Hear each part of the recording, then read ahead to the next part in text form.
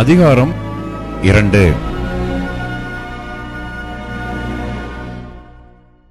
சிதறடிக்கிறவன் உன் முகத்துக்கு முன்பாக வருகிறான்.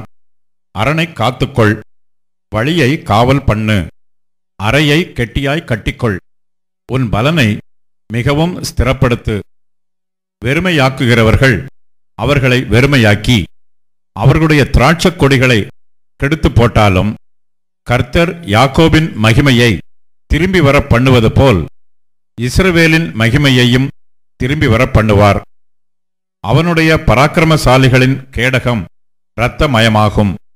அவனுடைய யுத்த வீரர் இரத்தாம்பரம் தரித்து கொண்டிருக்கிறார்கள். அவன் தன்னை ஆயத்தம் பண்ணும் நாளிலே ரதங்கள் ஜுவாலிக்கிற கட்கங்களை உடையதாயிருக்கும். ஈட்டிகள் குலுங்கும். ரதங்கள் தெருக்களில் கடகடவென்று ஓடி வீதிகளில் இடசாரி வலசாரி வரும். அவைகள் தீவெட்டிகளைப் போல விளங்கி மின்னல்களைப் போல வேகமாய் பறக்கும். அவன் தன் பிரபலஸ்தரை நினைவு கூறுவான். அவர்கள் தங்கள் நடைகளில் இடறி அலங்கத்துக்கு விரைந்து ஓடுவார்கள். மறைவிடம் ஆயத்தப்படுத்தப்படும். ஆறுகளின் மதகுகள் திறக்கப்படும். அரமனை கரைந்து போம். அவன் சிறைப்பட்டு போக தீர்மானமாயிற்று. அவளுடைய தாதிமார்கள் தங்கள் மார்பிலே அடித்துக்கொண்டு புறாக்களைப் போல சத்தமிட்டு கூட போவார்கள். நினிவே பூர்வ காலம் முதல் தண்ணீர் தடாகம் போல் இருந்தது. இப்போதோ அவர்கள் ஓடிப்போகிறார்கள். நில்லுங்கள் நில்லுங்கள் என்றாலும் திரும்பி பார்க்கிறவன் இல்லை. வெள்ளியை கொள்ளையிடுங்கள், பொன்னையும் கொள்ளையிடுங்கள், சம்பத்துக்கு முடிவில்லை. இச்சிக்கப்படத்தக்க சகலவித பொருள்களும் இருக்கிறது. அவள் வெறுமையும் வெளியும் பாழுமாவாள். மனம் கரைந்து போகிறது.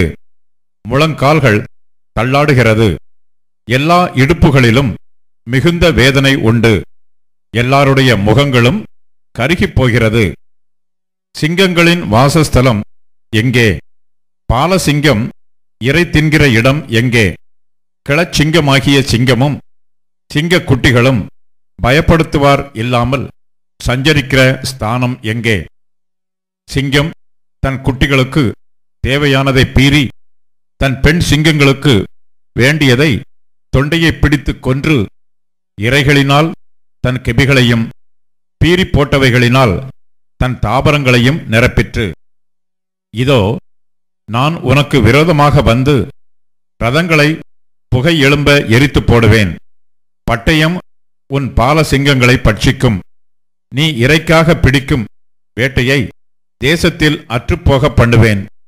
உன் ஸ்தானாபதிகளின் சத்தம் இனி கேட்கப்படுவதில்லை என்று சேனைகளின் கர்த்தர் சொல்லுகிறார்.